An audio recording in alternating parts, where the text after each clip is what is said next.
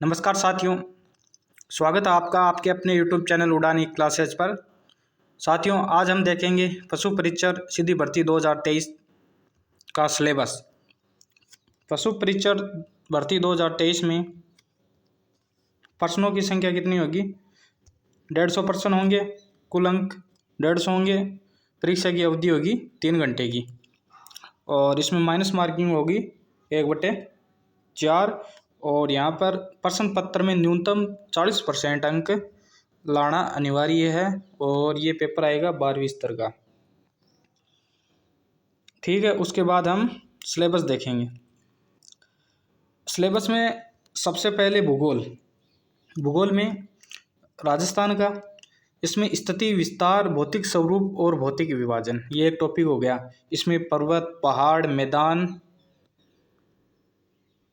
उच्चावच वाला ये टॉपिक हो गया। दूसरा है मृदा। ठीक है, और तीसरा टॉपिक होगा प्राकृतिक वनस्पतियां एवं वन संरक्षण। इसमें कितने प्रकार के वन है, वन अभ्यारण्य, उद्यान आदि हो गए। उसके बाद में जलवायु वाला टॉपिक हो गया। जल संसाधन, अपवाह तंत्र एवं झीलें यानी नदियों वाला टॉपिक हो गया।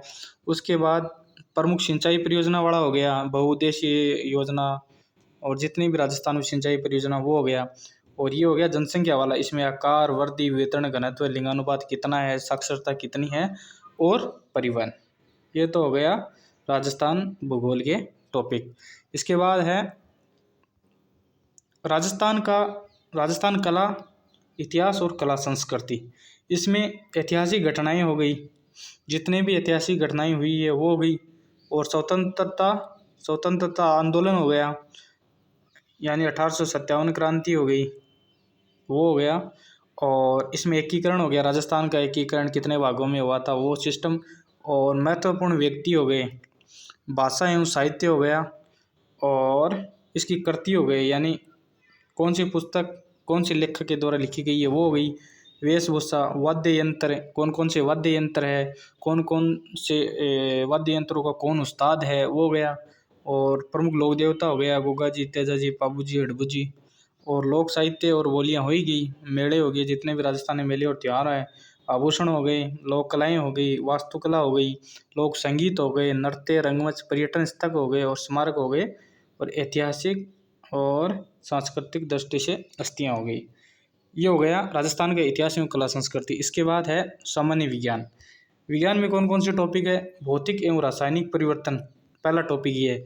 इसमें क्या कौन कौन से लोहे पे जंग लगना, दूध से दही का जमना, ये जो परिवर्तन होंगे ये भौतिक और रासायनिक परिवर्तन में आ जाएंगे। ये केमिस्ट्री का टॉपिक है। और इसके बाद धातु है, धातु प्रमुख यौगिक, ये भी केमिस्ट्री का टॉपिक है, जिसमें धातु है, धातु प्रमुख यौगिकों में हो गया कार्बन हो गया, हीरा हो गया, कोयला हो गया, ग्रेफाइट हो गया, ये वाला टॉपिक हो गया।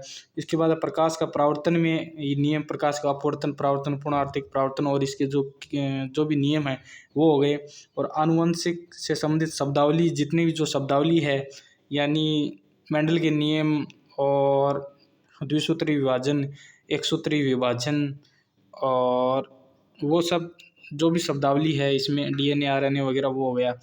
और इसके बाद मानव संरचना, मानव शरीर की जो संरचना अंग तंत्र है, यानी आँख है, हृदय है, और ये सब टॉपिक हो गए इसमें मानव शरीर वाले में हो गए। फिर है मानव रोग। मानव रोग वाले में इसके कारक, निदान, अवशिष्ट प्रबंधन, जितने भी रोग हैं, रोग के कारक कौन से हैं और इनका निदान कौन सा है वो हो गया। ये हो गया विज्ञान का टॉपिक। उसके बाद है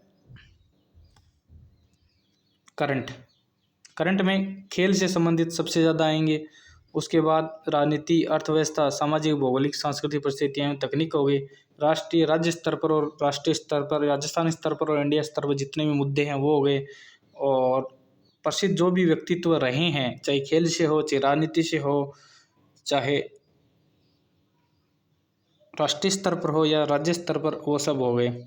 उसके बाद राज्य और राष्ट्रीय कार्यक्रम, नीतियाँ, जितने भी राज्य सरकार के द्वारा योजनाएं लागू की गई है या भारत सरकार के द्वारा लागू की गई है वो सब हो गई यहाँ पे योजना। इसके बाद गणित, मैथ, मैथ में महत्तम समावर्त्य और लघुत्तम समावर्त्य, एलसीएम एचसीएम वो हो गया।